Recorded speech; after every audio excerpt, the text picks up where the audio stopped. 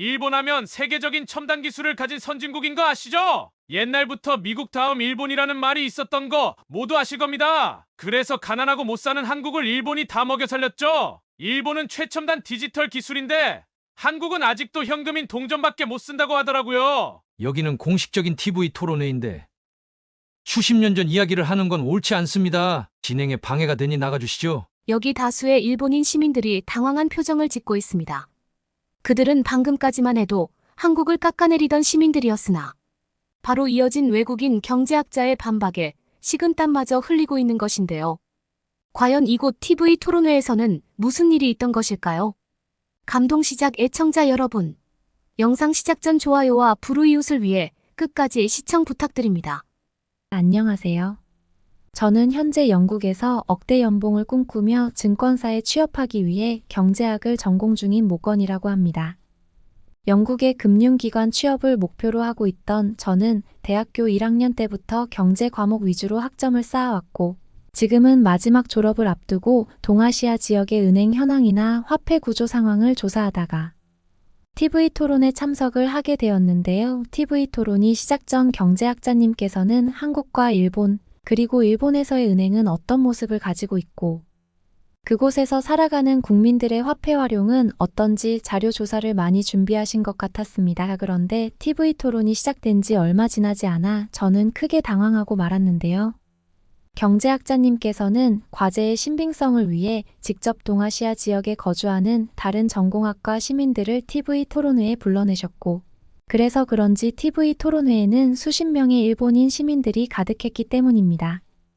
결국 수십여 명의 일본인 시민들이 지켜보는 앞에서 한국과 일본의 화폐 구조 차이를 발표하던 저는 점점 표정이 일그러져가는 일본인 시민들의 모습을 볼 수 있었는데요. 현재 한국만이 보여주고 있는 디지털 시스템의 모습은 세계 최고 수준이라고 할 수 있습니다. 그들은 원래부터 가지고 있던 디지털 인프라에 한국만이 가능한 무선 디지털 시민의식 문화와 도시 인프라를 접합시켰고, 결국 이는 전 세계에서 가장 안전한 디지털 시스템 이용률과 ATM 사용률을 만들어냈죠. 특히나 더욱 놀라운 사실은 한국을 제외한 모든 나라들이 ATM 기기의 숫자를 늘리는 것에 집중하고 있는 지금, 오히려 한국은 실제 ATM 기기의 숫자를 줄이며 이를 모두 디지털 시스템으로 대체하고 있다는 사실입니다.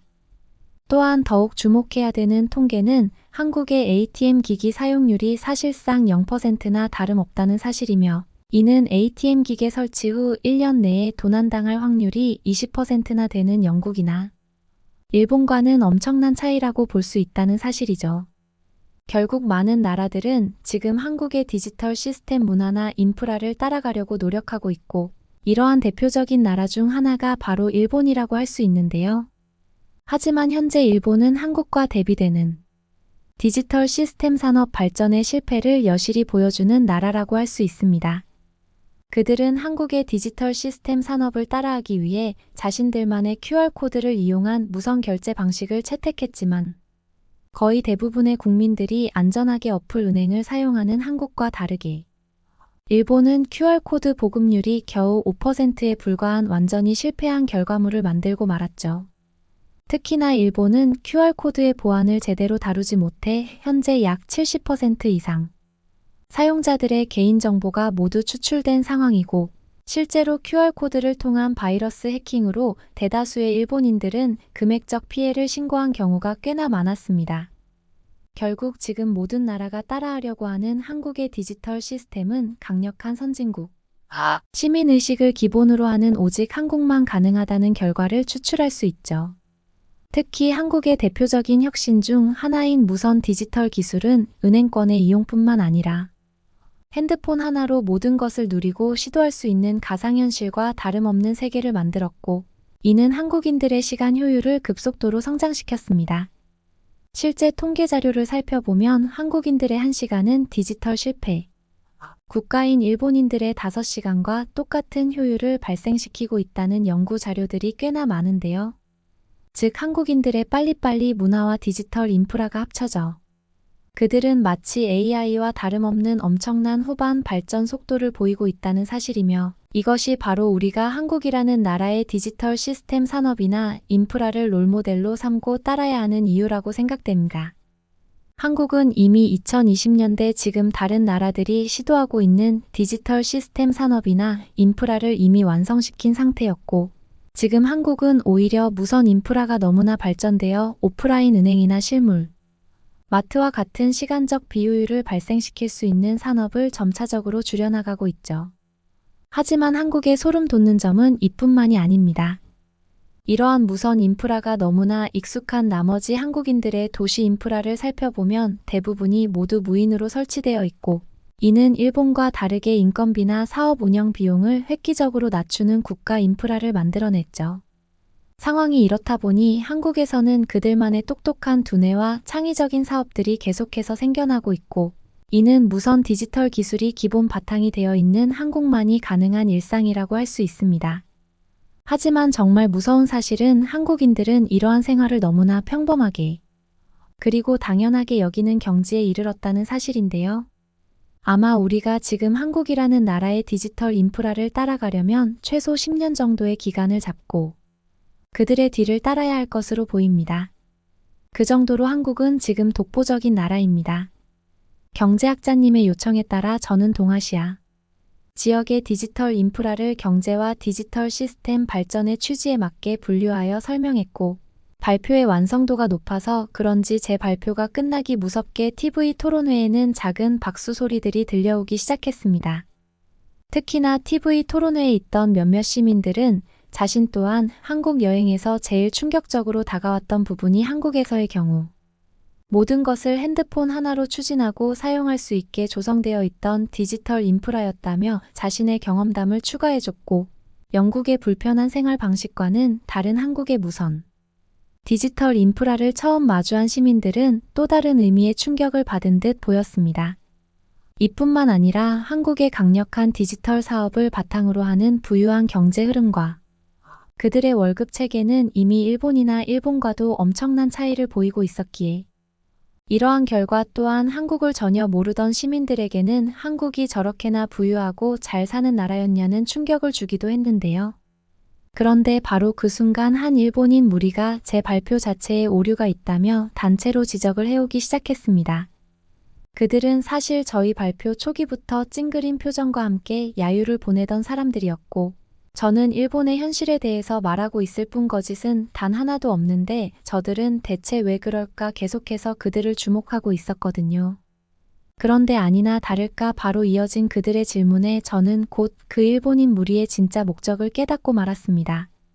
저희는 위대한 나라 일본에서 태어난 실제 일본 출신 시민들입니다. 지금 한국과 일본 그리고 일본의 디지털 시스템 산업과 실제 현황을 말씀해 주셨는데, 대부분의 발표들이 허위 사실에 입각한 자료들로 구성되어 있어 몇 가지 질문을 드리고 싶은데요.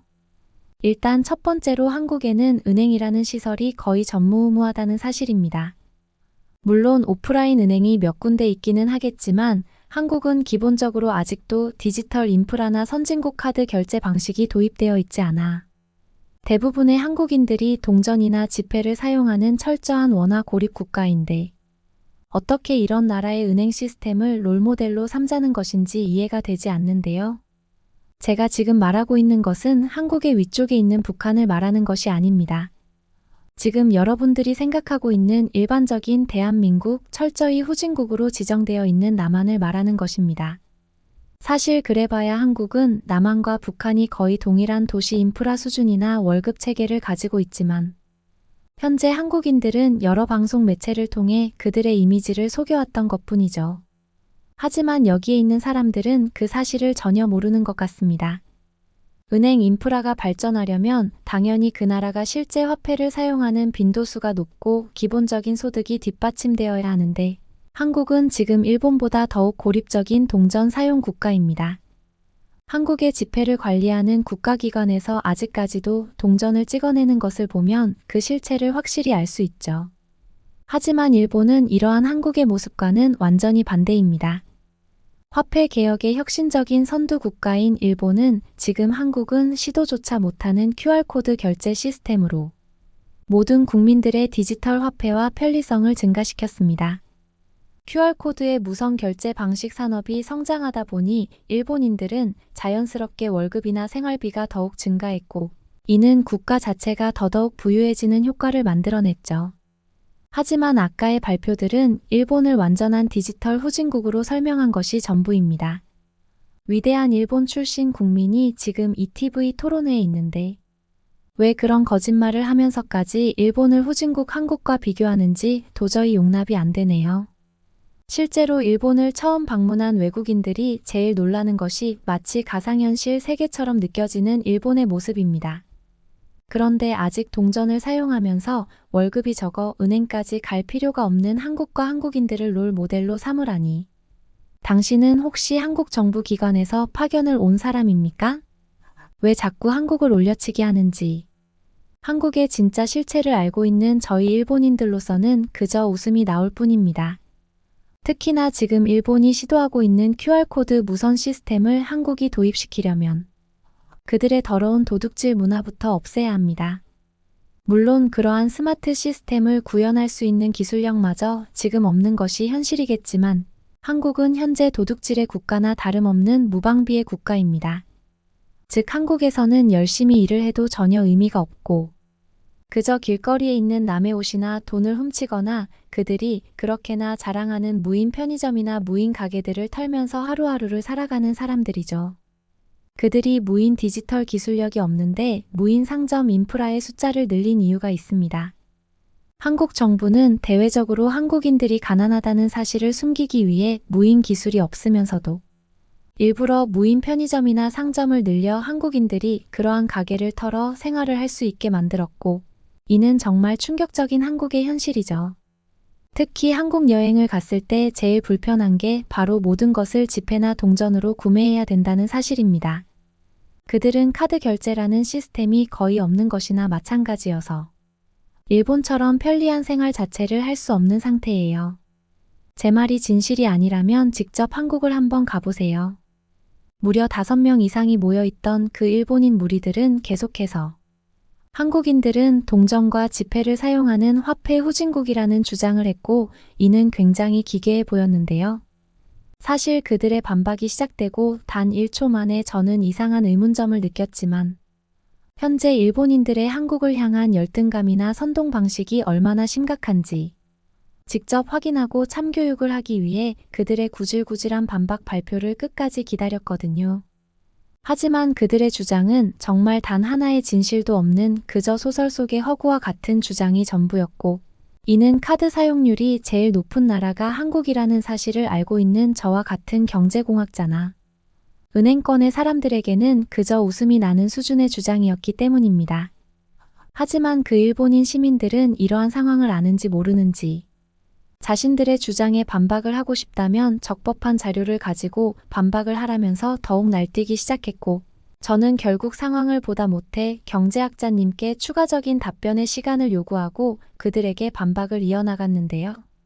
저는 일단 저희 핸드폰을 TV 토론회 화면에 연결시키고 한국 길거리를 볼 수 있는 평범한 유튜브를 송출했는데 이미 그때부터 일본인들은 눈앞의 화면을 확인하자마자 입을 꼭 닫기 시작했습니다. 현재 보이는 게 한국의 길거리 모습입니다. 이미 여기에서부터 우리는 저 일본인 시민들의 주장이 거짓이라는 것을 알 수 있죠. 한국은 단순한 도시 길거리의 모습을 가지고 있지 않습니다. 그들의 평범한 도시에는 화면에 보이는 것처럼 무인 가게들이 굉장히 많이 있고 그러한 무인 가게들에는 카드 단말기가 무조건적으로 설치되어 있죠. 이것이 무엇을 의미하는지 아십니까? 그만큼 한국에서의 은행 결제 시스템이나 카드 사용률이 세계 최고 수준이라는 말이며 그 정도의 부유함을 가진 국가라는 사실입니다. 하지만 방금 반박을 표한 일본인 시민들의 거주지인 일본을 볼까요? 보시는 것처럼 무인 가게는커녕 아직도 카드 단말기가 없는 상점이 굉장히 많습니다. 그저 중심 수도와 멀리 있는 외곽 지역뿐만 아니라 도쿄 내부에서도 약 60% 이상의 상업 이용 가게들이 카드 단말기를 가지고 있지 않죠. 이미 여기에서부터 한국과 일본은 엄청난 경제 수준의 차이가 난다는 것을 확인할 수 있습니다. 정말 당신들의 주장처럼 일본이 화폐 선진국이고 부유한 국가였다면 한국보다 더욱 많은 무인 상점이나 카드 단말기가 확보되어야 하지 않을까요? 하지만 일본은 영토와 인구수는 한국보다 몇 배로 많은데 은행권의 결제 사업은 현저히 그 규모가 작습니다. 그리고 자연스럽게 이러한 현상은 일본의 실물화폐 이용률을 증가시켰죠. 즉 당신들이 주장했던 동전과 지폐를 고집적으로 사용하는 나라는 바로 일본과 일본이라는 말입니다. 심지어 지금 한국인들은 자신들의 핸드폰에 카드 기능을 탑재시켜 정말 이제는 핸드폰 하나로 1년 365일을 편하게 살아갈 수 있는 완벽한 디지털 국가를 완성시켜버렸죠. 그리고 놀랍게도 한국은 이러한 기술을 세계 각국에 선한 영향력으로 퍼뜨리고 있습니다. 그들이 가지고 있는 똑똑한 자본 능력과 대기업, 인프라를 이용해 다양한 나라들에게 디지털 기술의 장점을 널리 알려주고 있죠.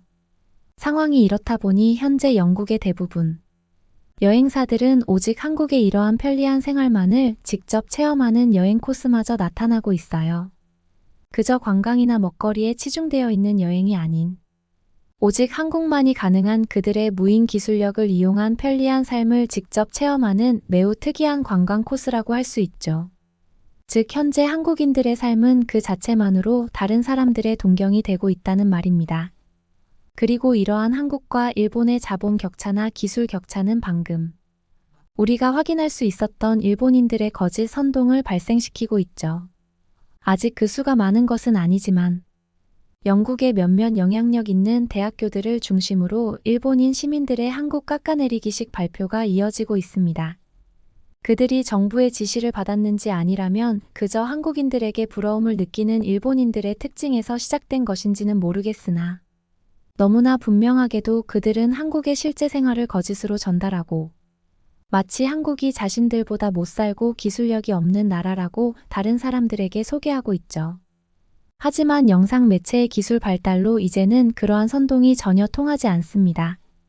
심지어 한국은 그러한 디지털 기술력이 극도로 발달한 나라예요.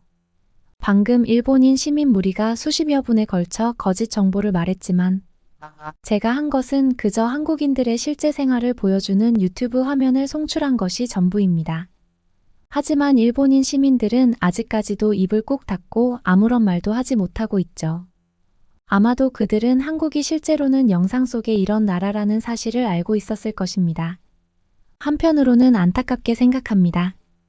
현재 일본은 한국과 확연히 차이가 나는 경제 후진국의 모습을 보이고 있고 그들의 악랄한 시민의식과 체계적인 교육이 없다는 문제점에서 오는 비도덕적인 문제들은 일본을 스스로 무너뜨리고 있죠. 특히나 아까 주장하셨던 월급과 생활에 관한 부분에서도 한국과 일본은 큰 차이가 나고 있습니다. 지금 한국에서의 1시간당 최저시급은 이미 1만 원에 근접해 있습니다. 그리고 이러한 차이는 자연스럽게 월급의 격차도 불러일으킵니다. 일본인들은 계속해서 한국은 동전을 쓰고 가난한 나라라고 하지만 이렇게 수치적으로 확인해보면 몇 배 이상의 생활력 차이가 난다고 할 수 있죠. 실제로 일본인들의 평균 임금을 확인해 볼까요? 자료에서 볼 수 있는 것처럼 사실상 평균 임금을 측정하기 불가능할 정도로 비고용자들이 많은 것은 물론 평균 임금도 200만 원에 그치고 있습니다. 제일 경제활동이 활발한 한국의 30대 평균 임금이 400만 원에 육박하고 있는 모습과는 정말 엄청난 차이라고 할 수 있죠. 이렇게 확실한 수치 자료들이 있는데 당신들은 왜 한국에게 열등감을 느끼고 있습니까? 한국이 정말 부럽다면 지금이라도 한국으로 이민을 가서 열심히 생활을 해보세요. 물론 당신들이 보여준 비열하고 좋지 못한 비도덕적인 시민의식은 한국인들에게 불쾌감을 유발하고 있고 당신들을 받아주지도 않을 것이지만요. 제 말이 끝나기 무섭게 상황을 지켜보던 경제학자님께서도 그 일본인 시민들에게 방금까지 주장했던 발언들에 대한 증거 자료를 제출하라고 하셨고 그렇지 못한다면 앞으로의 강의 참석은 불가능하다는 강한 통보를 하셨는데요. 일본인 시민들은 무엇이 그렇게 화가 나는지 몸까지 부들부들 떨며 자기들끼리 수군거리고만 있었고 저는 그러한 그들의 모습에 그저 황당할 따름이었습니다. 실제로 오늘의 강의 주제였던 동아시아 지역의 화폐 발전 속도나 디지털 인프라에 딱 맞는 주제가 후진국, 일본과 선진국 한국의 기술 비교였는데 실제 일본인 출신들이 너무나 민감하게 반응하니 강의 자체가 순조롭게 진행되지 않았기 때문이죠. 결국 경제학자님께서는 그 일본인 시민들에게 더 이상 강의를 방해하지 말고 나가달라고 했고 TV 토론회에 있던 다른 시민들도 일본인 시민들에게 싸늘한 눈초리를 보내며 그들이 빨리 사라져주기만을 기다리는 것 같았습니다. 그런데 무리 속에 있던 한 일본인 시민은 또다시 분위기 파악을 하지 못한 채 뜬금없이 한국이라는 나라 자체가 일본이 만든 나라인데 그럼 그들의 디지털 기술은 자연스럽게 일본이 전수해 준 것이 아니냐면서 더욱 황당한 주장을 하기 시작했는데요. 지금 보여주신 영상들은 절대 믿을 수 없는 것이 사실입니다. 당신이 직접 영상을 조작해서 이 TV 토론회에서 보여줬을지 그것을 누가 판단할 수 있나요? 하지만 노력을 높이 사서 한국이 어느 정도 동전을 안 쓰는 디지털 화폐 국가라고 칩시다. 하지만 그렇더라도 한국은 어차피 일본의 식민지 아닌가요? 즉, 지금까지 한국이 이룬 모든 것들이 사실상 일본에 없었으면 실현 불가능한 현실이었다는 말입니다. 하지만 위대한 나라인 일본은 아무것도 없던 한국에게 경제적 지원과 기술적 인재 지원을 아끼지 않았습니다. 그들이 그저 일본의 속국이었기 때문이죠. 이래도 일본이 한국보다 선진국이 아닌가요? 일본 시민은 자신의 말에 스스로도 자신이 없는 듯 TV 토론회 사람들의 눈치를 보며 다시 한번 기괴한 주장을 하기 시작하고 역시나 일본인 시민의 말이 끝나기 무섭게 경제학자님께서 직접 나섰는데요. 경제학자님께서는 한국이 일본의 속국인 이유를 지금 당장 대보라면서 마이크를 잡고 소리치셨고 단호한 경제학자님의 주장에 일본 시민은 크게 당황한 듯 보였습니다. 심지어 경제학자님은 현재 일본이 시도하고 있는 한국의 고유한 문화 강탈 현상이 지금 이러한 거짓 선동 피해까지 만들고 있다며 일본인 시민을 향해 크게 꾸짖는 반박을 진행하셨는데요. 당신과 같은 일본인 시민들을 저는 꽤 많이 마주해 왔습니다. 하지만 매우 놀라운 사실은 그들 모두가 하나같이 한국을 주제로 하는 강의에서 정말 엄청나게 예민한 반응을 보인다는 사실이죠. 그리고 저는 하나의 결론에 도달할 수 있었습니다. 그들 모두가 진정으로 한국에서 살아가기를 원하지만 아직도 일본의 처참한 현실을 깨닫지 못했다는 사실을 말이죠. 아마 거의 99%의 일본인들이 한국에서 편리하게 생활하는 선진국 한국인들의 삶을 부러워하고 있을 것입니다. 하지만 일본 정부와 일본인들은 지금까지 한국에게 너무나 많은 피해를 줬고 지금도 주고 있습니다. 그들은 한국의 전통 음식이나 문화들을 계속해서 자신들의 것이라며 거짓 주장을 했고 직접 일본 정부까지 나서서 이러한 거짓 발언을 한 것은 정말 충격적이었죠. 하지만 한국의 세계적인 영향력이 엄청나게 상승한 지금 일본은 자신들의 기괴한 계획을 단 하나도 이루지 못했습니다. 왜냐하면 이제 세계의 사람들은 한국의 전통이 무엇이고 한국의 고유한 문화가 무엇인지 대부분 알고 있으니 말이죠. 그러자 일본 정부는 노선을 바꿨습니다. 마치 한국이 아직도 가난한 후진국인 것처럼 보이게 해서 한국으로 가는 외국인 관광객 자원을 흡수하겠다는 계획을 시도한 것이죠. 그리고 그러한 영향력이 지금 눈앞에 괴물 같은 일본인 시민들을 만들어낸 것입니다. 안타깝지만 지금 한국은 당신들의 주장과 달리 영국에서도 비즈니스 파견을 가는 최초의 디지털 화폐 완전 국가입니다. 심지어 한국인들은 이미 이러한 생활에 익숙해져 있어서 자신들의 휴대폰 결제와 디지털 인프라가 얼마나 대단한지 체감조차 하지 못하고 있죠. 즉 이제 더 이상 일본의 거짓 작전은 통하지 않는다는 말입니다. 그리고 그보다 더더욱 확실한 것은 현재도 그리고 앞으로도 한국은 다른 나라들의 디지털 산업 발전의 표준이 되어주면서 전 세계 유일한 완전 디지털 결제 국가로 거듭난다는 사실이죠. 그게 바로 한국이 가진 무서운 저력입니다. 그러면 더욱 감동적인 다음 사연으로 넘어가겠습니다. 한국의 한 언론 매체에서 방송되는 뉴스에 한 한국인이 두 손으로 입을 막고 놀라고 있습니다. 제주도에서 끔찍한 일이 벌어진 것인데요. 도대체 무슨 일이 벌어진 것일까요? 안녕하세요. 저는 도부라고 해요. 저는 영국에서 대학을 갓 졸업한 여대생이죠. 최근 제가 한국의 제주도에서 겪은 끔찍한 일을 여러분께 들려드리려 해요. 저는 대학교 기숙사 생활을 했어요. 저희 고향과 대학이 거리가 있다 보니 부득이하게 기숙사 생활을 했는데 전 아주 만족스러웠었죠. 그 이유는 영국으로 유학을 온 룸메이트 손민정이라는 한국 친구와 함께여서예요. 저희 둘은 고향을 떠나 기숙사 생활을 같이 하며 해질 수밖에 없었죠. 저희 둘은 기숙사에서 같이 공부도 하고 케이팝을 듣고 춤을 추며 스트레스를 풀었어요. 특히 민정과 저는 세븐틴이라는 가수를 똑같이 좋아해서 공감대가 형성이 되어 같이 콘서트 영상도 자주 보곤 했어요. 민정이 덕분에 저는 기초적인 한국어도 배우고 한국 문화를 접하게 되었고, 민정이 외국 유학 생활을 하며 어려운 부분은 제가 도와주며 우정을 쌓아 나갔죠. 졸업이 다가올 무렵, 민정이 졸업 후 한국으로 여행을 가자고 제안했어요. 저는 민정과 함께하는 시간이 많았고, 요즘 한국 문화가 전 세계적으로 인기와 유행을 한꺼번에 받다 보니 한국에 대한 호감이 아주 커서 그 제안을 흔쾌히 수락했죠. 주변에서도 한국 여행은 한 번은 가봐야 된다는 얘기를 많이 들어서 너무 설레었고, 졸업식이 얼른 오길 기다렸어요. 드디어 고대하던 졸업식의 날이 찾아왔고, 졸업식을 마치고 저희 둘은 한국으로 여행을 출발할 날짜를 잡았어요. 민정과 이야기를 나누고 몇 달이 지난 후 저는 설렘을 가득 안은 채로 한국행 비행기에 몸을 실었어요. 한국까지 비행 시간이 길긴 했지만 제가 요즘 즐기고 있는 문화권이기 때문에 시간이 지날수록 설레임이 가득해지기 시작했죠. 한국의 인천공항에 도착을 하니 민정의 부모님이 우리를 반겨주었어요.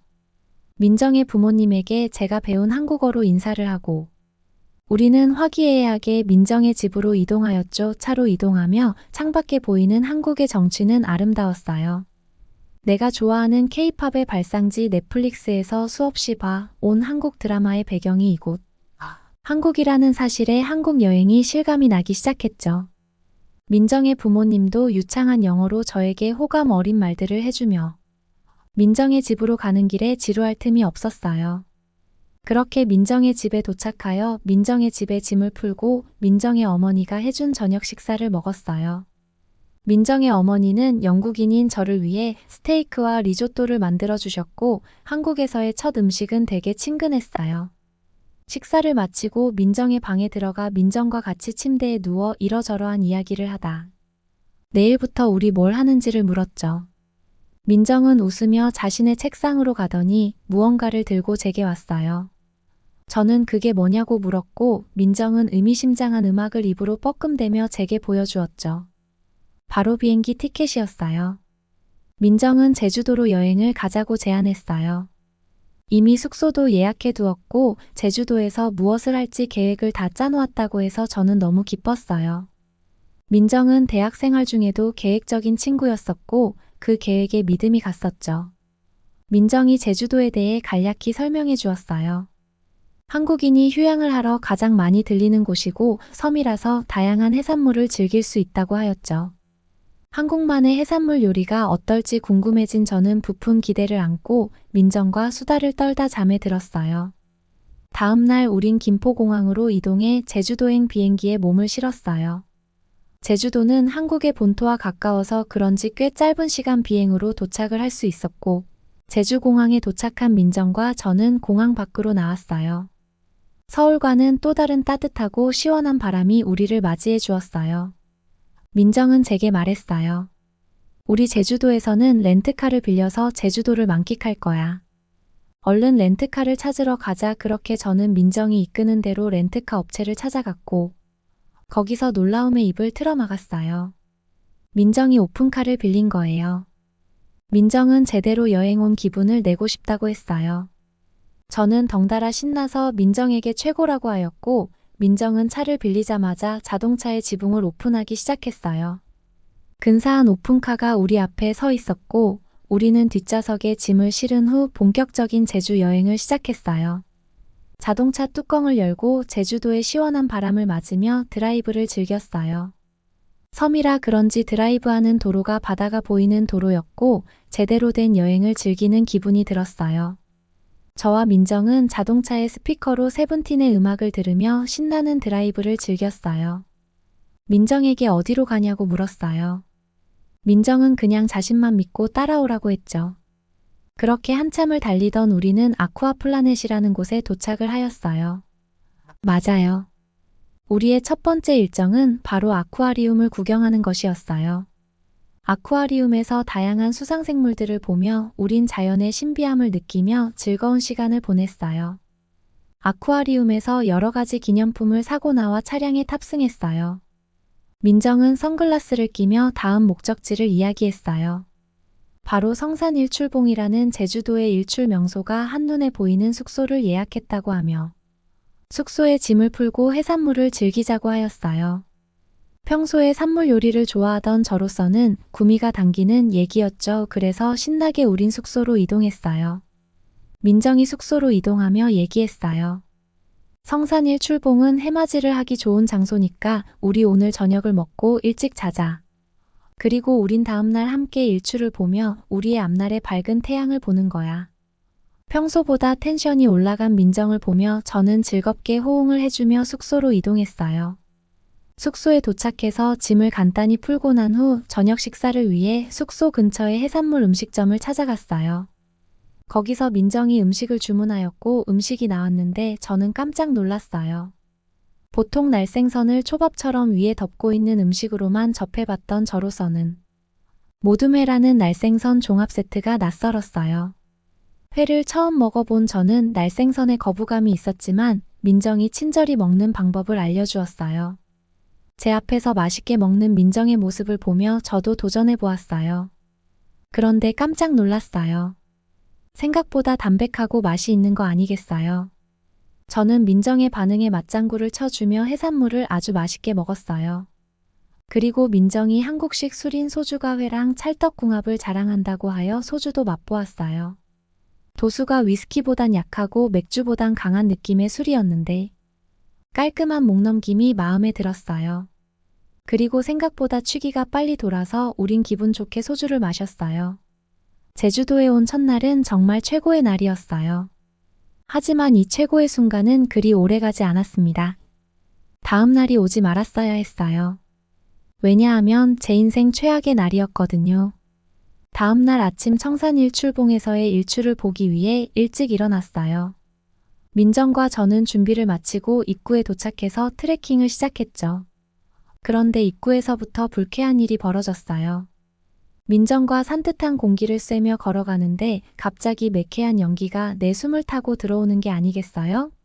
저는 콜록대기 시작했고 인상을 찌푸린 채로 앞을 보니 앞서 가던 사람이 담배를 피우고 있는 게 아니겠어요. 저는 너무 놀랐어요. 민정이 화를 내며 그 사람에게 가서 따지기 시작했어요. 그런데 민정이 당황을 하기 시작했어요. 알고 보니 그 사람은 한국인이 아니라 중국인이었고 말이 통하지 않아서 난감했던 것이었죠. 민정은 영어로 제주도는 유네스코가 지정한 세계자연유산이다. 그런 청정구역에서 담배를 피는 것은 옳지 않다라고 말하며 중국인에게 화를 내며 버럭버럭하기 시작했어요. 그럼에도 중국인은 알아들을 수 없다는 제스처를 취하며 담배를 계속 피는 게 아니겠어요. 도저히 해결되지 않을 것 같아 저는 민정을 말리고 황급히 그 자리를 피했어요. 일출봉을 마저 오르며 겨우 민정을 진정시키고 일출봉을 올라갔어요. 올라가며 민정과 얘기를 나눴는데 요즘 제주도에 중국인들이 많이 들어와서 한국인들이 골치 아프다고 하더라고요. 저는 궁금해서 이유를 물었어요. 그러니 민정이 다시 감정이 북받쳐 올라 말하기 시작했어요. 중국인들이 몰상식한 행동을 많이 해 제주도에 온 중국인들의 범죄도 심각해. 아내는 제주도 시내 한복판에서 중국인 아이가 바닥에 똥을 싸는데 엄마는 말리지도 않고 내버려 뒀다는 뉴스까지 나왔다니까 저는 그 말에 경악을 할 수밖에 없었지만 민정에게 중국인들 잘 피해서 즐겁게 여행을 마무리하자고 민정을 타이르며 일출봉에 올라갔어요. 드디어 우린 일출봉 정상에 도착하였고 머지않아 해돋이가 시작되었어요. 멀리서 떠오르는 태양을 보며 다시 불편했던 마음이 사그라들며 떠오르는 해를 바라봤어요. 하지만 그게 오래가지 않았죠. 옆에서 중국인 무리가 또 담배를 피워 대기 시작하는 거예요. 심지어는 단속 요원들이 나타나 제지했음에도 불구하고 바로 담배를 끄지 않고 다 피워댄 다음에 아무렇지 않게 풀숲으로 꽁초를 던지는 게 아니겠어요. 민정은 그 모습을 보고 또 화가 나는 듯 보였어요. 저는 민정을 데리고 그 자리를 피해 일출봉을 내려왔고, 민정은 이런 상황이 여행 온 저에게 불편함을 줬다는 생각에 미안하다고 했어요. 감정이 절제가 안 된다고 했죠. 하지만 저도 민정을 이해했어요. 자신의 나라에서 저렇게 몰상식한 관광객을 본다면 저라도 화가 날 것 같았거든요. 민정은 떨어진 분위기를 다시 정화하려는 듯 기분 좋은 목소리를 내며 우리 밥 먹으러 가자. 제주도에는 직접 해산물을 잡으러 물속으로 들어가는 해녀들이 많아. 제주도 해녀들이 직접 잡은 해산물로 음식을 만드는 음식점을 가자. 엄청 신선할 거야.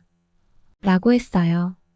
저는 어제 먹었던 해산물도 맛있었기에 해녀라는 분들이 잡아주는 신선한 해산물이 궁금해서 좋다고 했죠. 저희는 차를 타고 이동하였고 가까운 거리에 해녀의 집이라는 해산물 식당을 방문했어요. 전복버터구이와 해산물찜을 주문했고 음식이 나왔어요. 정말 맛이 기가 막혀 아침에 불편했던 기분이 다 사라졌어요.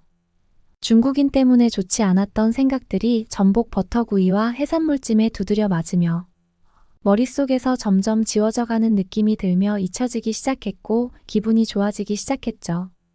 음식점을 나와 민정이 아이스크림을 먹자고 제안을 했어요. 해산물찜이 약간 매웠던 저는 아주 좋은 생각이라 말하였고 그렇게 우린 제주도의 한 편의점에 들렀어요. 그러나 편의점에 들렀을 때 또다시 경악할 만한 광경을 목격했어요. 벽에 비치된 테이블 위에서부터 바닥까지 쓰레기들이 산더미같이 쌓여 있었고 편의점 사장은 한숨을 쉬며 쓰레기를 정리하고 있는 게 아니겠어요. 민정이 놀라 사장과 뭐라고 대화를 하였고 대화가 끝날 무렵 민정이 점점 얼굴이 상기가 된 채로 제게 와서 어찌된 일인지 설명을 해줬어요. 중국인들이 단체로 와서 음식을 먹고 저렇게 방치해놓고 갔대. 진짜 오늘 중국인들 무슨 날 잡았나봐 라고 했어요. 그 말을 들은 저는 중국인들이 이제는 싫어지기 시작했어요. 왜 다른 나라에 와서 저런 만행을 저지르고 다니는지 이해가 가지 않았죠. 매너라고는 하나도 찾아볼 수 없는 느낌이었어요. 저는 서둘러 사장님을 도와드렸고 민정도 저와 함께 편의점을 청소하는 것을 도왔어요. 3명이서 뭉쳐서 청소를 하니 순조롭게 빨리 정리를 할 수 있었고 편의점 사장이 고맙다고 하며 뭐 마실 거라도 챙겨가라고 하셨어요. 공짜로 주시겠다고요? 우리는 괜찮다고 하고 아이스크림을 사기 위해 아이스크림 진열대로 갔어요. 그 모습을 본 사장님이 아이스크림 공짜로 줄 테니 그냥 먹으라고 하며 요즘 잘 나가는 아이스크림을 4개씩이나 챙겨주며 가면서 먹으라고 했어요. 감사의 표시라고 하면서요. 우리는 극구 거부했는데 사장님이 우리에게 사양 말라며 편의점 밖으로 떠밀며 끝까지 감사하다고 말하셨어요. 정말 땡큐맨이었죠. 우리는 오히려 공짜로 주셔서 오히려 저희가 감사하죠. 라고 말하며 편의점을 나왔고 아이스크림 봉지를 개봉하며 민정에게 말했어요. 중국인의 무례함에 한국인들이 힘들 것 같아 하지만 그럼에도 한국인들은 너무 친절해 고마워. 민정 여행의 즐거움과 힘듦이 공존해야 더 기억에 남는다고 하는데 이젠 지쳐 앞으로 제주도에서 좋은 추억만 쌓자라고 말했어요. 그 말에 민정은 그래 우리 즐겁게 남은 여행을 즐기자고 하였고 아이스크림을 입에 물고 우린 다시 렌트카에 탑승하여 다음 목적지를 향해 출발했어요. 몇 분쯤 지난 후 민정이 말했어요. 제주도는 화산지대라서 온천이 발달돼 있어 한국 목욕탕을 느껴보지 않을래? 아까 쓰레기 버린다고 좀 찝찝해진 것 같기도 해서 목욕탕에서 기분 좋게 씻고 나오자라고 하였죠. 저는 좋다고 했어요. 사실 좀 찝찝하긴 했거든요. 그래서 우린 한국의 목욕탕을 체험하기 위해 제주도의 도심으로 이동했어요. 편의점에서 간단한 목욕용품을 사고 한국식 목욕탕에 들어갔어요. 목욕탕은 신기한 문화였어요. 영국은 한국처럼 목욕탕 문화가 없어서 낯설었지만 모두가 개운하게 몸을 씻는 느낌이 들었고 목욕을 마치고 나오는 한국인분들의 피부가 엄청 좋아 보였어요. 라카룸에 옷을 보관하고 목욕탕으로 들어갔어요. 공간을 가득 메운 습한 공기가 우리를 맞이해줬어요. 민정의 추천대로 저는 목욕탕을 즐기기 시작했어요. 특히 따뜻한 물과 차가운 물이 따로 채워져 있는 탕이라는 곳은 그야말로 신세계였죠. 민정이 한국식 목욕을 가르쳐주며 우리는 따뜻한 곳과 차가운 곳을 번갈아 다니며 몸을 담갔어요. 그리고 민정의 추천으로 이색적인 체험을 했죠. 바로 세신사라고 한국에서 존재하는 피부의 각질을 제거해주는 직원이 있었는데 난생 처음으로 세신이라는 것을 해보았어요. 거친 천에 물을 묻혀 몸의 구석구석을 문지르는데 각질이 뭉쳐서 나오기 시작했죠. 뭔가 제 몸에 각질이 벗겨지니 개운한 느낌이 들었어요. 중간에 세신사가 무얼하고 중얼거렸지만 한국말이라 무슨 말인지 몰랐죠. 근데 민정이 옆에서 갑자기 웃는 게 아니겠어요. 제가 궁금해서 민정에게 뭐라고 했어?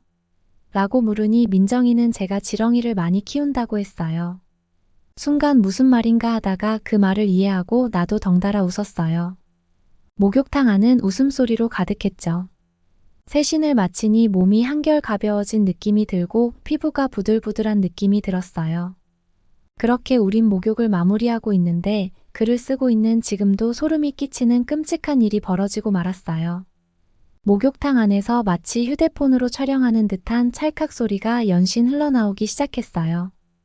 우리는 무슨 소리냐며 주변을 두리번거렸고 잘못 들었겠지라고 생각했죠. 그런데 다리에 힘이 풀릴 정도로 놀랄 광경이 제 눈앞에 벌어졌어요. 한동양인이 옷을 다 입은 채로 목욕탕에 들어와 목욕탕을 구석구석 휴대폰으로 찍고 있는 게 아니겠어요. 목욕탕 내부에 있던 한국인들은 모두 놀라 소리를 지르고 있는데도 불구하고 이 모습을 보며 휴대폰을 든 동양인은 아무렇지 않은 듯 계속 카메라 셔터를 누르고 있었어요. 민정이 달려가 그 사람의 휴대폰을 뺏으며 무슨 짓이냐고 하였고 그 동양인은 민정에게서 자신의 폰을 되찾으려는 듯이 민정의 몸을 당기며 휴대폰을 뺏으려고 했어요. 저는 이 모습이 너무 두렵고 소름이 끼쳐서 계속 주저앉아 있었고 이윽고 목욕탕 주인이 들어왔고 목욕탕 주인에게 민정이 폰을 건네주고 목욕탕 안에 몇몇 한국인들이 촬영한 여성을 다 같이 붙잡고 목욕탕을 나갔어요. 저는 멍하게 앉아있다. 부끄러움에 따뜻한 탕 안에 들어가 몸을 담그었고 멍하니 잔잔한 물만 바라보고 있었어요. 시간이 지나고 민정이 들어왔고 저에게 괜찮은지 물어본 후 우리 얼른 나가서 옷 입고 이곳을 벗어나자고 하였어요. 정신이 없던 저는 알겠다고 하고 민정에게 의지한 채로 밖으로 나왔어요. 옷을 갈아입는 라카룸에는 여성 경찰들이 와 있었고 촬영을 하던 동양인을 붙들고 밖으로 나가고 있었어요. 민정이 옷을 다 입어갈 때쯤 제게 말했어요. 사진 촬영한 사람도 중국인이야. 나 진짜 중국인이 너무 싫어. 한국에서 저렇게까지 민폐를 끼치는데. 한국 정부가 뭐 하는 건지 이해가 안 가. 중국인들 다 한국에서 쫓아내고 싶어라고 하며 투덜거렸어요. 전 중국인이라는 말에 또 충격을 받았고 노이로제가 걸릴 것 같았어요. 한국이란 아름다운 나라에서 중국인들이 피해를 주고 있는 게 너무 싫었기 때문이에요. 그리고 나의 즐거운 여행을 망치는 주된 요인이 중국인이라는 것에 화가 나기 시작했죠. 민정이 말했어요. 우리 이제 중국인을 피해서 다니자. 되도록 제주도 외곽으로 다니고 유명한 관광지들을 피해 다니면 그나마 중국인들을 덜 만날 거야. 우리 여행이 이렇게 중국인들 때문에 더럽혀지는 게 싫어. 너도 그렇지 않아? 나는 그 말에 극한 공감을 하며 그렇게 하자고 했어요. 중국인을 또 만난다면 이제 제가 오히려 화를 낼 것 같았거든요. 그리고 그 이후 우리는 중국인을 피해 제주도 여행을 진행하였어요. 어딜 가나 중국인이 있는지 살피고 없으면 마음을 놓았고 꼭 가봐야 하는 관광지가 있으면 주변을 살피며 중국인들처럼 보이면 최대한 거리를 두며 관광지를 즐겼죠. 마음 편하게 여행을 마무리하지 못한 우리는 서울로 복귀하는 비행기를 타기 전까지 드라이브만 하며 우리 둘이 조용한 장소를 찾아다니기만 했어요. 렌트카를 반납하고 다시 서울행 비행기에 몸을 실을 때에도 비행기 내에 몇몇 중국인들의 중국어가 들려왔어요. 그 소리도 듣기 싫어서 귀에 이어폰을 꽂고 노래를 들으며 서울에 왔어요. 서울에 도착해서 민정의 집으로 곧바로 향했어요. 집에 도착한 우리는 기운이 다 빠져 집에서 하루 쉬기로 했어요. 그렇게 마음을 추스르고 그 다음 날부터 민정과 남은 일정을 서울에서 보내며 다양한 한국의 모습을 느끼고 저는 영국으로 다시 귀국했어요. 귀국행 비행기에서도 몇몇 중국인들이 보였죠. 저는 한국에서의 좋지 않은 감정으로 가득 찬 중국인들을 꺼려하기 시작했어요. 중국인을 피해 다니는 지경에까지 이르렀죠. 무사히 영국에 도착하여 부모님이 계신 고향으로 갔어요. 그리고 집으로 돌아와 부모님께 얘기를 하니 마음고생 많았겠다며 제 걱정을 해주며 위로해 주셨어요. 그렇게 고향에서 부모님과 함께 시간을 보내며 한국에서의 기억이 흐려질 무렵 민정이 연락이 왔어요. 제주도에서 제가 겪었던 일들이 한국에서 뉴스에 나올 정도로 이슈화가 되었다고 하는 거예요. 그리고 목욕탕에 불법 촬영을 하던 그 중국인은 본국으로 추방당했다고 해요. 그리고 한국 입국 금지 명령을 받았다고 하더라고요. 저는 한숨을 돌리며 다행이라고 했지만 그때의 기억이 다시 떠오르며 다시 소름이 끼치기 시작했어요. 한국 뉴스에 나올 정도로 중국인이 한국에서 벌이는 만행이 너무 극심해 보여서 한국이 걱정되기 시작했죠. 바람이 있다면 한국에게 피해를 입히지 않는 중국인들이 되었으면 좋겠어요. 그리고 매너를 좀 챙겼으면 해요. 저도 이렇게 트라우마처럼 남은 일인데 한국인들은 오죽할까 하는 생각이 들어요. 한국 여러분 고생 많아요. 한국인 여러분 힘내세요.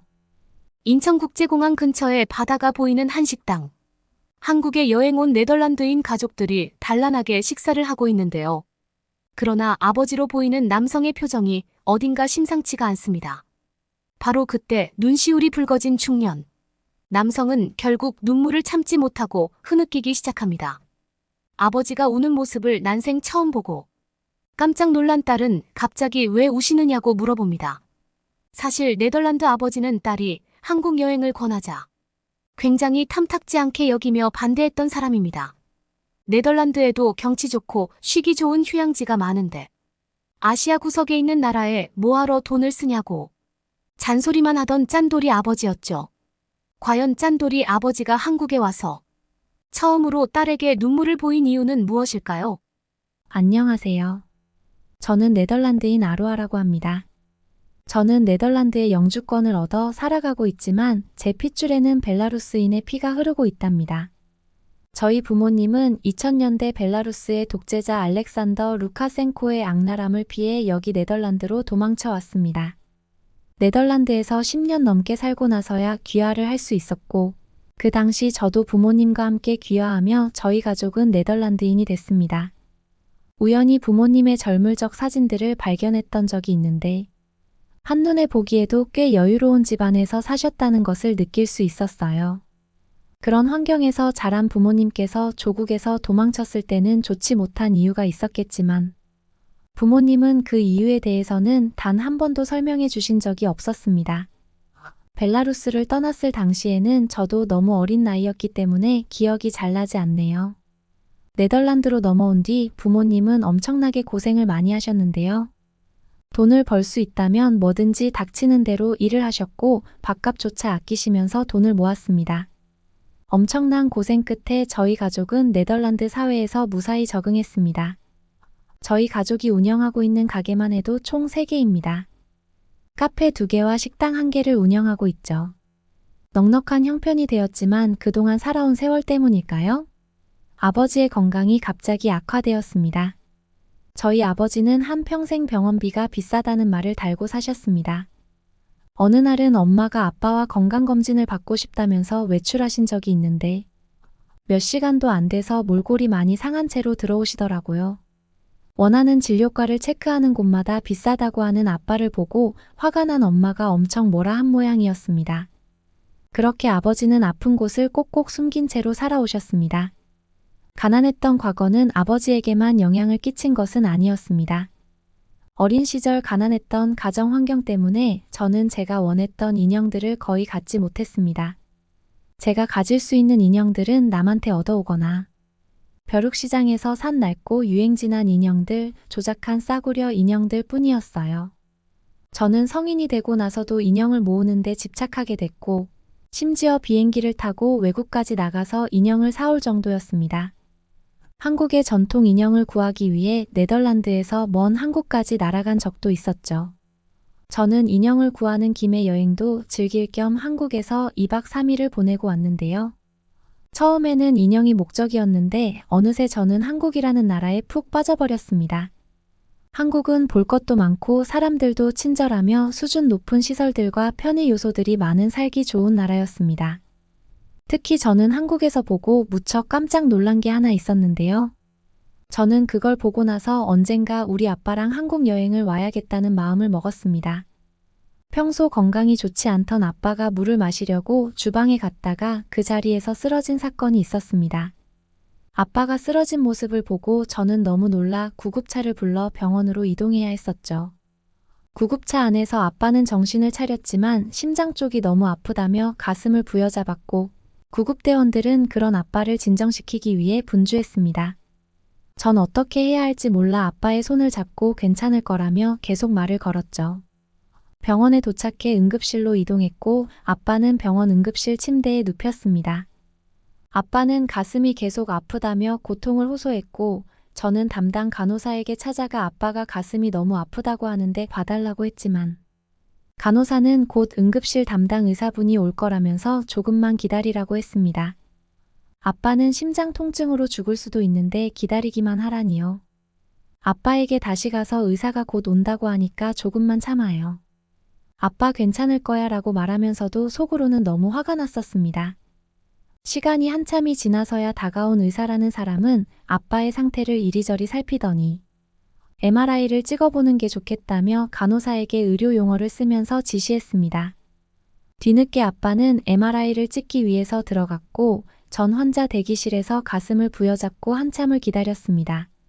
아빠는 다시 응급실 침대로 돌아왔고 통증이 조금 가셨는지 제 손을 잡고 이젠 괜찮다며 오히려 저를 안심시켜 주셨습니다. 그때 간호사분이 찾아와 보호자는 이쪽으로 오라고 하더군요. 그래서 갔더니 MRI 결과를 보여주시면서 심장으로 이어지는 혈관이 매우 좁아져 있어 순간적으로 온 쇼크였을 거라고 했습니다. 약을 처방해 줄 테니 약을 받아가고 식이요법 등도 문자로 보내드릴 테니 집에서 관리하시면 좋을 것 같다고 하셨습니다. 만약 퇴원 후 또 쓰러지시면 곧바로 병원으로 와야 한다는 당부도 의사는 했습니다. 괜찮은 건지 물었는데 의사는 아직은 괜찮을 것 같다며 너무 걱정하지 말라고 했습니다. 아빠와 집으로 돌아온 뒤 저는 시간의 소중함을 깨닫고 아빠와 함께하는 시간을 더 많이 가져야겠다고 생각했습니다. 그리고 몇 개월 뒤 아빠의 생일을 앞두고 저는 부모님께 한국 여행을 가자고 제안했습니다. 아빠는 기차만 타도 유럽 여기저기를 저렴하게 여행할 수 있는데 먼 비싼 비행기를 타고 먼 나라까지 가서 돈 쓰냐고 돈 아까운 줄 모른다고 또 잔소리를 시작했습니다. 저는 실제로 가보면 웬만한 유럽 선진국보다 한국이 훨씬 좋다고 말씀드렸지만 아버지의 반응은 탐탁지 않았습니다. 하지만 저와 어머나가 계속 같이 한국에 가자고 설득하니 아버지는 결국 백기를 들고 말았습니다. 아빠의 고집에 따라 유럽에 싸구려 저가 항공사의 비행기를 타고 힘들게 온 저희 가족은 인천에 도착해 본격적인 한국 구경을 시작했습니다. 인천 앞바다를 구경하다 카페에 들어가 가족들과 커피를 마시고 있던 저는 탄산이 들어간 음료를 마시다가 목이 말라 카페 점원에게 물을 달라고 했는데요. 아버지는 또 쓸데없는데 돈 쓴다고 난리도 아니었습니다. 그러나 제가 웃으면서 아버지에게 공짜다라고 말을 하자 엄청나게 당황하시더군요. 저희 아버지는 이렇게 깨끗한 물을 공짜로 준다는 것에 무척 충격받은 듯 했습니다. 네덜란드 레스토랑과 카페에는 물을 먹으려면 사 먹어야 하는 경우가 많습니다. 만약 돈을 지불하지 않으려면 수돗물을 떠달라고 해야죠. 하지만 네덜란드는 한국의 깨끗한 수돗물과 달리 석회질이 섞여 나오는 경우가 많아 건강을 생각한다면 피하는 게 좋습니다. 아버지의 충격은 여기서 끝나지 않았습니다. 바다를 구경하던 중 어머니는 화장실에 가고 싶다는 말을 하셨는데요. 아버지는 조금만 참으라며 곧 저녁 시간이니 숙소에 가서 화장실에 가라고 말씀하셨지만 저는 괜찮다며 어머니께 근처에 있는 음식점에 가서 화장실을 이용하자고 말씀드렸습니다. 아버지는 화장실에 쓸데없이 돈을 쓰느냐고 뭐라고 하셨지만 저는 또 화장실도 무료로 쓸 수 있다고 말씀드렸죠. 그러자 아버지는 물도 공짜인데 화장실도 공짜라고라고 믿기지 않는 듯 되물어 보셨습니다. 네덜란드는 식당이나 카페에서 손님만 화장실을 이용할 수 있고 쇼핑몰 같은 곳에서도 유료 화장실을 이용해야 합니다. 유럽 많은 나라가 그러한데 한국은 반대로 웬만한 공중 화장실도 무료고 식당에 가서도 급하다고 양해를 구하면 쓰게 해주는 게 보통이라 너무 좋았습니다. 저희 아버지는 한국에 살면 돈 아낄 일이 많겠네라고 신기해 하셨습니다. 저는 이때다 싶어 한국에서는 비싼 고급 음식을 싸게 먹을 방법도 있다고 말씀드렸는데요. 부모님 두 분 다 눈을 동그랗게 뜨시더군요. 저는 수소문한 맛집으로 화장실을 핑계 삼아 부모님을 모시고 갔습니다. 제가 부모님을 데리고 간 음식점은 바로 굴 요리를 하는 가게였습니다. 유럽에서는 굴이 무척 고급 요리인데요. 굴 하나당 가격이 평균적으로 한국의 5배라서 배부르게 먹으려면 몇십만 원어치가 깨지는 건 각오해야 합니다. 하지만 한국에서는 굴을 배 터지게 먹어도 유럽에서보다 훨씬 적게 나와 계산서를 보고 저도 깜짝 놀랐던 기억이 납니다. 그때 마침 저희 아버지 생각이 나더군요. 어머니가 말씀하시길 아버지는 벨라루스에 계실 때 굴을 엄청 좋아하셨다고 해요. 하지만 네덜란드에 오고 나서는 돈이 아깝다고 거의 못 드신다고 하셨어요. 과연 어머니의 말이 사실인지 평소라면 비싼 데 왔다고 길길이 날뛰어야 할 아버지가 눈을 못 떼고 다른 테이블에 있는 굴을 뚫어져라 쳐다보고 계셨어요. 테이블에 장착된 굴찜기에 굴을 쏟아붓는데 부모님은 어마어마한 굴의 양에 입을 다물지 못했습니다. 제가 돈을 써도 아무 말 안 했던 어머니마저 저보고 너무 무리하는 거 아니냐고 걱정하셨죠. 저는 부모님을 안심시켜드리려고 굴의 가격을 말했습니다.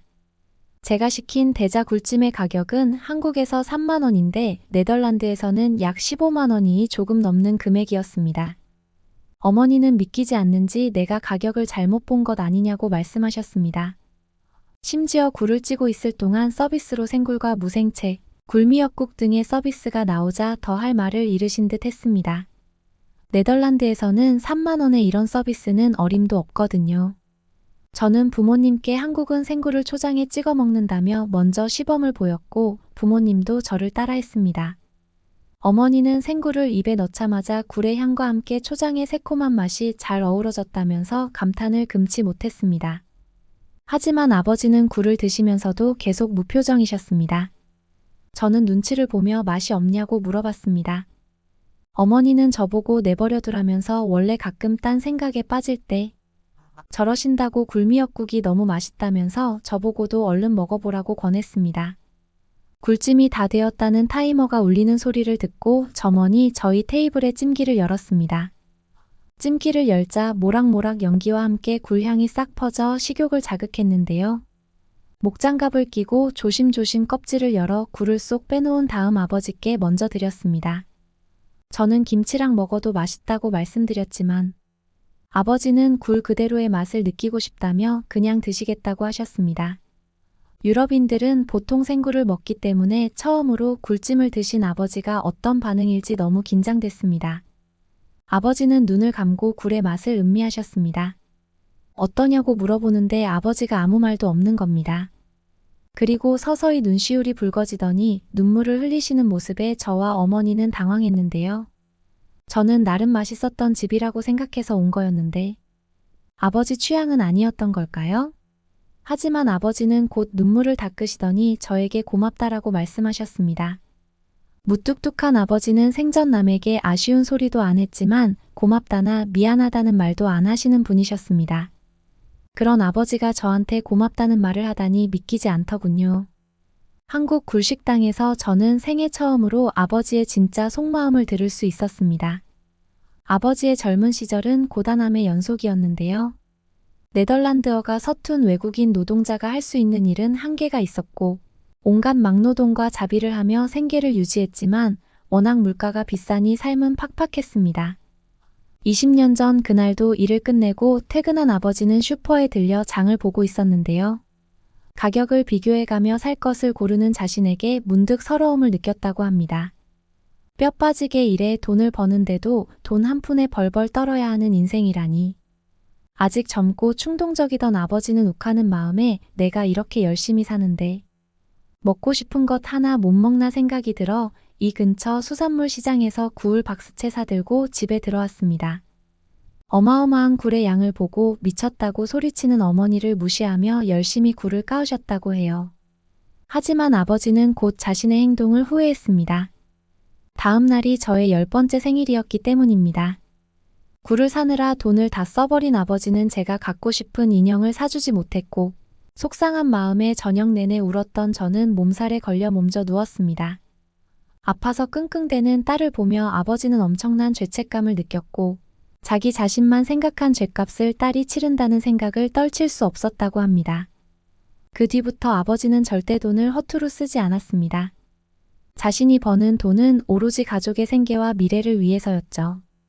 자신의 몸이 망가지는 걸 알면서도 병원비가 아까워서 평생을 참고 사셨으니까요. 아버지가 우리 가족을 위해 얼마나 많은 희생을 해오셨는지가 뼈저리게 느껴졌습니다. 어머니도 감정에 북받쳐 우신 아버지가 어이없었는지 당신이 애냐면서 핀잔을 주셨는데요. 아버지는 눈물을 보인 게 창피하셨는지 괜히 이상한 딴소리만 하셨습니다. 그러니까 내가 한국에 안 온다고 했잖아. 요즘 저희 아버지는 한국도 안 가냐라면서 은근슬쩍 저에게 물어보시는데요. 내년 아버지의 생일에 함께 한국에 갈 것 같습니다. 지난번 거실에서 쓰러졌을 당시 네덜란드 의사분께서 당장은 약만 드셔도 괜찮지만 심장 근육에 지속적인 손상이 생길 수 있다고 했는데요. 혈관이 축소되어 심장으로 혈액 이동이 원활할 수 있도록 1년 안에는 꼭 시술해야 한다고 의사분께서 권유했습니다. 아버지께서는 심근경색 스텐트 시술이라는 걸 받아야 하는데 제가 알아본 결과 네덜란드보다 한국이 심장 쪽으로도 훨씬 뛰어나다더군요. 약물 치료만 해주는 제가 사는 곳의 병원들은 신뢰하기 어려울 것 같다는 마음이 생겼고 한국은 의료진 실력뿐 아니라 모든 서비스가 훌륭하다는데 무조건 한국에서 치료를 해드려야겠죠. 여러분은 어떻게 보셨나요? 응원과 격려의 한마디씩을 댓글로 남겨주시기 바랍니다. 사연자분들에게 전달해드리겠습니다. 실제 사연 제보를 받고 있습니다. 채택되신 분께는 작은 선물도 보내드리고 있습니다.